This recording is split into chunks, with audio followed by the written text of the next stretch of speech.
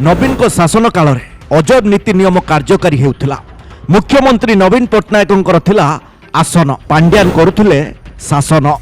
नवीन निवास और नवीन को सुरक्षा दायित्व रे 200 रु अधिक पुलिस मुतयन करा जायथिबा बेले भिके पांड्यान को सुरक्षा पई 72 जन पुलिस नियोजित होइथिले। समय बदलिछि, शासन भी बदलिछि। नवीन पट्टनायक वर्तमान विरोधी आसन रे बसिछंती। बीजेडी सरकार थिबा समय रे सूचना अधिकार कर्मी मानक विरुद्ध रे उच्च पुलिस पदाधिकारी माने षडयंत्र करी सेमानकु दबाई देबा पई प्रयास करुथिले। पूर्वतन पुलिस कमिशनर संजीव पंडा और पूर्वतन डीसीपी प्रतीक सिंह और खोद पांड्यान निजे सुचिंतित भावे मानव अधिकार कर्मी मानकु चुप कराइबा पई षडयंत्र करिथिले।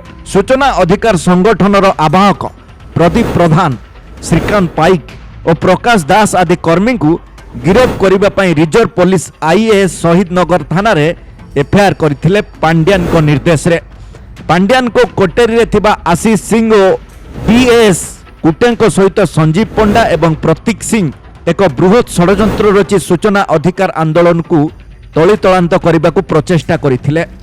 सूचना अधिकार कर्मी मानक उद्यम रे बीजेडी सरकार समय अनेक तथ्य मगा जाइथिले मध्य ताहा दिया जाई नथिला। पांड्यान को सुरक्षा दायित्व रे केते कर्मचारी नियोजित अछंती ताहा मध्य लुचा जाइथिला। चलित विधानसभा अधिवेशन समय रे मंत्री पृथ्वीराज हरिचंदन पांड्यान को सुरक्षा दायित्व रे थिबा कर्मचारी संख्यार खुलासा करिसंती।